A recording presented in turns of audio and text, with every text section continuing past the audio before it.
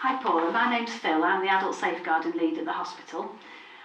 Some of the ward staff have raised some concerns about perhaps how things are for you at home. So I'm here to hopefully have a chat with you about how things are and if there's anything we can do to support you going forward.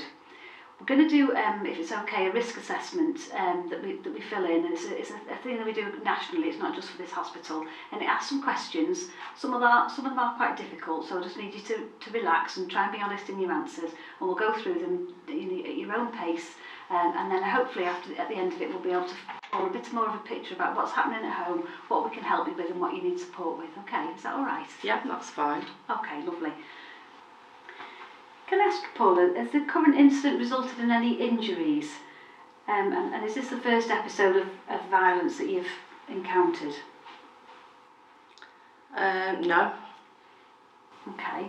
Have you ever been a victim of violence at home? Is this an episode of violence that's ever occurred with you at home before?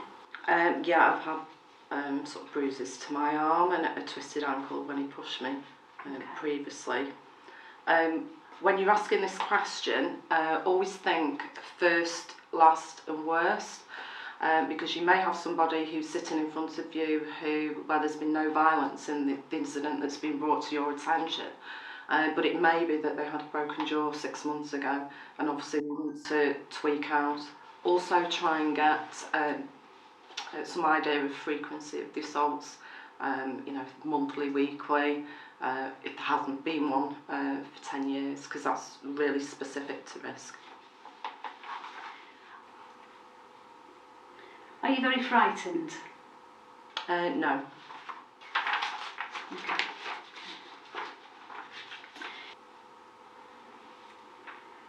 What is it that you're afraid of, Paula? Is it further injury or violence? No, I'm not scared. I stand up to him. I answer him back. I can be quite gobby. Okay. Do you have any children at home? Yeah. Okay. At this point, victims often underestimate the risk of harm that they are from the perpetrators of domestic abuse. They often blame themselves and minimise the abuse they've experienced and may not acknowledge that the current threats or actions is a cause for concern. So you can ask follow-up questions with that one. Also consider LGBT, so lesbian, gay, bisexual, transgender. Sometimes they may be fearful if the perpetrator discloses their gender identity or sexual orientation. They may fear further harm to themselves, the children, so any disclosure about what they're fearful of should be taken very seriously. Okay. Do you feel that your partner's isolating you from family and friends? Does he sort of stop you seeing people that you know, friends that you've known for a long time? Maybe your doctor even? No, I don't really have any friends. I'm just really busy with the kids. Okay. They take up all my time. Did you have friends before you met your partner? Have you kept in touch with anybody you met prior to? Yeah, I mean, I used to have friends, but he made them feel really uncomfortable, so they just stopped coming round, and I lost touch with them. My family don't like him, and that makes things really difficult. They don't live locally, so it's hard to see them. Okay. So for this question, perpetrators of domestic abuse will often try and isolate their victims from support, so that can be friends, family. They can also geographically isolate them, as in moving them away from the support systems available to them. Also be aware of, so you may have newly arrived communities, so people who have immigrated, asylum seekers, older people, people with disabilities, as well as the travelling community. They may have some isolation that's sort of linked to that status. Always be aware of forced marriage and honor-based violence issues. They may be very, very isolated within their communities. Are you feeling depressed or having any suicidal thoughts? Yeah, I feel down. I don't feel suicidal, no. Okay. For this question, having suicidal thoughts isn't uncommon, but when we're stressed, depressed or experiencing major traumas, they do become significant when they change to planned. So if somebody answers yes for that question, that they have felt or do feel suicidal, ask about, have they made plans, have they attempted suicide before, what did they do, what are their plans, and obviously consider referral to liaison psychiatry or community mental health services. They may need some sort of crisis intervention. Well, have you ever tried to separate from your partner or threatened to leave him at all? No, I want to leave, but I don't feel strong enough. So for this question, people who attempt to end a relationship, this is quite often where the risk peaks just prior to separation and following separation. There's quite a strong link between homicide at this point. It's really important that people are linked into domestic abuse services so that they can help with a safe and planned exit. Also consider honour-based violence if that's a feature, and that goes across all of these questions really. Is there any conflict over your children? No, we live together and there's no issues. For this question, people aren't always going to have children or tick that, but where they do have children, make sure that you've got the names, dates of birth, where they live, and who's the parent of that child. Many incidents happen as a result of child contact and disputes over custody. There may have been threats to kidnap the children or take them abroad, so you can ask follow-up questions if somebody's answering yes for that. Thank you. Do you feel that your partner constantly tries to text you, call you, stalk you or harass you? Is he constantly trying to get in touch with you, find out where you are, etc.? Yeah, he always wants to know where I am. If I don't answer his text straight away, he gives me loads of grief. He accuses me of lying, and he'll grill me about who I'm with and why I didn't answer straight away. Sometimes he'll just turn up where I am for no apparent reason. I don't know how he knows I'm there. Are you pregnant or have you recently had a baby within the last 18 months? How old are your children? Right, if we could go back to the last question, because I should have interjected there. For the question about stalking and harassment, if somebody ticks yes on that, what should happen is that the risk assessment has an additional one for stalking, which is on page 5 of the MARAT referral form, and that should be completed. The form will direct you to complete that if it does tick yes. The reason for that is because there's quite a significant risk with stalking. Domestic abuse stalkers are often the most dangerous. Stalking and physical assault are significantly associated with murder and attempted murder. Consider the perpetrator's behaviour and whether the victim believes that it's been done to deliberately intimidate. Can I ask, Paul, are you pregnant at the moment, or have you had a baby within the last 18 months? No, had a baby a year ago, and I had a miscarriage 3 months ago. Right, okay. This question's really important. If somebody is pregnant, is to gain the information if they've got the expected delivery date. Make sure you take that down, or how many weeks, months pregnant they are. Ask if there's any issues around the pregnancy. If there have been physical attacks, ask if they're targeted around the abdominal area towards the pregnancy itself. Domestic abuse often first starts in pregnancy and quite often worsens during pregnancies. Victims who are assaulted whilst pregnant, when they've recently given birth or who have young children, should be considered high risk. Violence towards pregnant women can also represent abuse to the child, and many women have lost babies and miscarried because of domestic assaults whilst pregnant. Depending on how far along the pregnancy is, you may need to make a referral to the safeguarding midwives team. They're called Midwifery Plus within the hospital or children's services. Do you feel that the abuse is maybe happening more often? No, it's about the same. Would you say it's getting any worse? Yeah, he's more violent than he is before. The question 10 and 11, both of these questions are aimed at trying to identify any escalation. Domestic abuse victims are more likely to become repeat victims than any other type of crime, and 35% of households have a second incident within 5 weeks of the first. So ask more information on about that, on the frequency, how often is the violence happening on a weekly basis, etc. Do you feel that your partner's trying to control you, or is excessively jealous, stopping you doing things, asking where you're going, so you feel like you're being more sort of policed at home? Yeah, he's always accusing me of cheating. I've stopped wearing makeup a lot because he accuses me of doing this to attract other men. If I say hello to the next door neighbour who's male, he accuses me of flirting. He calls me a slag.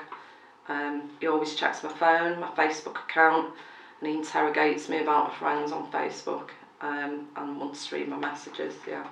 Okay. Has your partner ever used any weapons or objects to hurt you?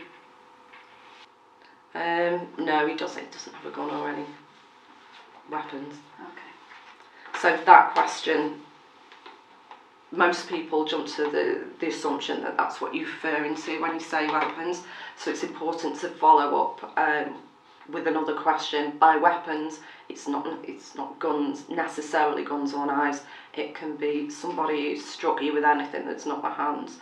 So the most common things used are things that are readily to hand, like a TV remote or a mobile phone. But a whole array of things can be used as weapons. Make sure you write down what they are, the types of weapons that are being used. And to come back to the previous question about jealousy and control, this carries a high risk of homicide as well. Consider Honourbased violence because the victim may not have the usual freedom of choice. They might be being heavily policed at home, unable to leave their address. There may be religious aspects. It may be using the victim's religion to control them. And consider extreme jealousy, so those kind of comments like, if I can't have you, no one else can, things like that. Has your partner ever threatened to kill you or someone else, and have you believed them? Yeah, well, he's threatened to kill me, but it's just something he says in the heat of the moment. I think he doesn't mean it. So you don't believe that he's meaning that? No.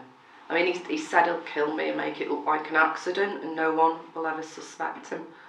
But I don't think he would. Can I ask if your partner's ever tried to strangle or choke you or suffocate you in some way, or maybe tried to drown you? To go back to the threats to kill question, ask specifics if he's gone into specifics. I've had clients who, when I've asked them for specifics of the threats to kill, if he's given any, and I say he, it could be she equally, if they've given any indication of what they're planning on doing, sometimes you can have some quite detailed plans come out. I'm going to put you in the boot, strangle you, put you in the boot of the car and bury you out on the moors. I'll take a spade with me. And that was actually somebody I worked with, and he did actually forget. He came close to doing it, but she did survive. But that's why it's so important. Somebody who's thought about it and thought about the detail is more likely to act out on that. So it's important to get as much detail as you can. So you just asked me about being choked or suffocated. So for me, this is a key question in the risk assessment. For anyone who's been choked, strangled, suffocated, anything put over the face or breathing restricted, sometimes that can be being held down in a bath underwater, sort of drowning. To me, that represents high risk. There's a significant link between domestic homicide and strangulation. It's very, very risky. If they get the right part of somebody's neck, it's 58 seconds before brain dead or death. So it's very easy to kill somebody in this way. If somebody's been strung recently, it's essential you must refer them immediately to be medically assessed. They could very well have life-threatening internal injuries that they're unaware of. And certainly in the services I've worked with, people have had worked with clients who've been walking, talking and fine, but unbeknownst to them have had internal injuries from strangulation and died several days later. So that one's absolutely crucial. If anyone's sitting in front of you has been strangled, get them into A&E immediately. Also ask on the frequency of the strangulation. Did they lose consciousness? Did they wet or soil themselves? Did they feel like they couldn't breathe? Some people will say that they were held against a wall by the neck, but the breathing wasn't restricted, and the frequency, because that all helps us to gauge the risk. It's quite a difficult question, Paula, but does your partner ever say things of a sexual nature to you, or has ever made you feel bad or physically hurt you, or somebody else? No. So for this question, you're generally going to get a yes or a no, and I wouldn't encourage you to try and tweak information out, or if somebody says no, they're either going to speak to you about it or not. If they do make a disclosure, and don't be embarrassed about asking this question, it's really important that every single question on this risk assessment is asked. If you miss one off, that might be the difference between somebody disclosing something really serious. But also it would tell a potential victim or somebody who is experiencing sexual violence that maybe you're too embarrassed to ask and it's something to be ashamed of. People who are subject to sexual assault generally have more significant injuries. Those who report domestic sexual assaults tend to have a history of domestic abuse, whether or not it's been reported previously. Sexual offenders are high risk and potentially very dangerous offenders. What you can ask, and the detail in this is crucial because it's a sliding scale of severity, so you could have anything from unwanted touching right up to somebody who's been raped every day in the most horrific way. So it's really important that you ask some follow-up questions and sort of detail what the person tells you. So some examples may be sexual insults, so that would tend to be lower down that scale of risk, but it may pull out sexual abuse of children, inflicting pain during sex, somebody refusing to use contraception or have safe sex. It may be exposing children to pornographic material. It may be exploiting the victim through photographs or videos. It may be forcing or coercing the victim to have sex with other people or into prostitution. I've worked with many people, and we've had many people who've come through A&E here who've reported that when asked that question. If they've had a very recent sexual attack, you can speak to them about reporting it to the police if they want to, and whether they want to report it to the police or not, they can always access the local SARC, which is the Sexual Assault Referral Centre, where they can undertake forensic examination, sort of prophylactic treatment, and contraception, all those kind of things. That they offer a whole range of support, including counselling and what have you. Is there another person that you're perhaps afraid of, not just your partner? No. So for this question, it's particularly sort of aimed around honour-based violence as much as anything, and gang violence as well, because you may have lots of other people who are involved with threats and metering out physical abuse. They may cite instances of behaviour that could be quite acceptable in one culture. So, for instance, inappropriate makeup dress, maybe the relationship's not approved of by the family community, rejection of an arranged marriage, attempts to divorce, sexual orientation, and this is where it comes in that the wider community or family members may be involved and used to make threats. If you do think this is a risk, you need to establish whether it's relatives, and don't forget it can be female relatives. In Shafili Ahmed's case, her mother was heavily involved with that murder, and in a lot of these honour-based violence, sometimes the women will instruct it. They can often get younger members of the family to act out the murder because of the perception that they won't receive as strong criminal justice as maybe an adult male might, and sometimes contract killers can be used. Do you know if your partner's ever hurt anybody else? No, don't know that. The reason we ask this question is because research shows that it tends to be part of a domestic abuse perpetrator's pattern, that there will be repeated aggression towards other people persisting over the course of their life with this series of victims.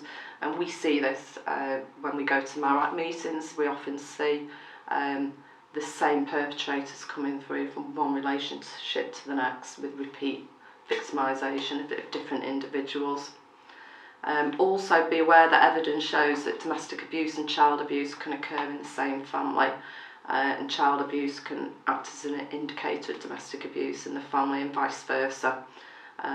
Please note if the children hear or witness the abuse of their mother or in a domestic setting, you need to consider a referral to Children's Services, because that's considered a risk of serious harm if they're witnessing or hearing the abuse of somebody else. Has your partner ever mistreated an animal or the family pet?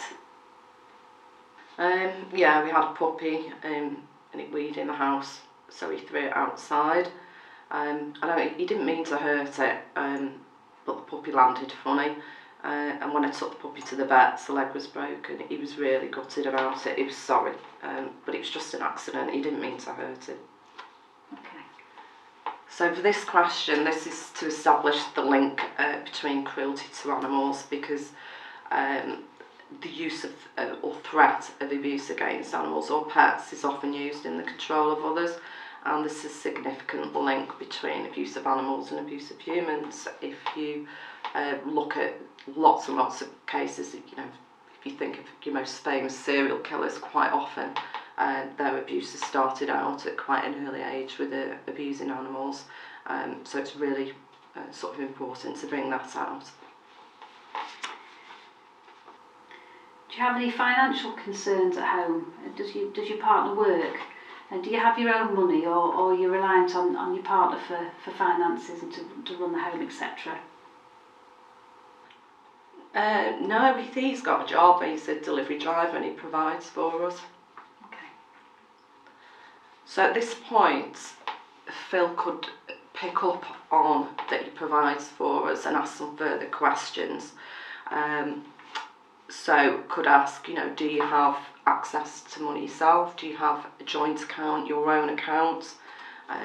Does your partner check? Do you have to account for every penny spent? I've had some clients I've worked with where they've had to bring till rolls, and their partners will go through them item by item and then look up on the internet what price, it might be in another shop cheaper, and absolutely chastise them that one item on the list of hundreds should have been 10p cheaper. They will also sometimes look at the times and how long they've been out shopping. financial control is a really good way to keep somebody tied into that relationship and to restrict them from what they may need to leave. If you've got no money, it can be very difficult. If they claim benefits, ask are they allowed to claim the benefits in their own name? Does the partner make them claim it in joint names? Do they have access to that money? Whose account is it paid into? You could also ask if there's any debts or financial issues. Have they been forced into signing for loans, mortgages, or any other financial commitment that they felt coerced into? You're doing really well, Paula. Thanks. Keep going. Nearly there now. Can I ask if your partner's ever had any issues with drugs? Maybe that could be prescription or illegal drugs, alcohol, or any mental health issues? No, I mean, he doesn't drink and doesn't use drugs that I know of. Doesn't have any mental health issues that I know of either. He's never ever threatened or attempted suicide that you know of? Right, if we could go back to the drugs question, drug and alcohol. So that's a 3-part question. However, with all of these questions, it's only, if somebody answers yes for all 3, it doesn't equate to three yes answers, it's still just 1. So if they tick any of those, if there's a problem with drugs, alcohol or mental health, you tick that question. Also get the detail, because for instance, I'd be more concerned if the person told me that the partner was using steroids, for instance, because you may have heard of roid rage, and there is a link between violence and certain drugs. Ask the frequency. Are they using cannabis daily, cocaine recreationally at the weekends? Try and get some measurements on that. The same goes for alcohol. Ask if they are drinking daily, what time they start drinking, what type of drink they have. Is it spirits, strong lagers, and how often? Quite often people will quite often answer and say yes when you ask about mental health, and they go yeah. Bring out, do they have a diagnosis? Because people who have been abused, and as most of us can't understand why another person would abuse, so quite often we like to attribute that they must have mental health problems, and some people do. However, for most perpetrators of domestic abuse, there's no underlying health issues. It's literally a choice of behaviour. So ask, if they say mental health, what mental health issues? Did they have a diagnosis? Depression, bipolar, personality disorder? Try and tweak out sort of what that is. Has your partner ever threatened or attempted suicide? Yeah, he slashed his wrists when I threatened to leave. He said he couldn't live without me and the children. So this question, threats from a domestic abuser to commit suicide have been highlighted as factors in domestic homicide. And you can also have homicide-suicide instances, and that's when the perpetrator murders the family and then also commits suicide, and you've probably seen those cases on the news. Depression and suicidal symptoms may often be a precursor to this. Declarations such as, if I can't have and no one can, are recurring features in domestic homicides, and the killer quite often and frequently intends to kill themselves also. So that's why it's useful. Also, ask the detail around that. A lot of perpetrators of domestic abuse will threaten suicide, but have never actually done anything serious. It's a very good way of controlling someone and keep them in the relationship. I've worked with many people who've said, right, I don't want to leave because my partner will kill themselves if I do, and that guilt will be on me. So it carries quite a lot of guilt around it. That. Can I ask, has your partner ever broken bail or some sort of an injunction, maybe against children, anything like that? No, not that I'm aware of. So for this question, previous violations of criminal or civil orders can be associated with increased risk of future violence. And do you happen to know if your partner's ever been involved in any criminal activity, or was any trouble with the police, etc.? No, he's never been arrested or been to prison, as far as I'm aware. Okay. So for the last two questions, sometimes because of the remit of my job and attending MARAP meetings, the person may answer no, but I may know that their partner does have a criminal record. You may send your referral to me, and I know he's on the system.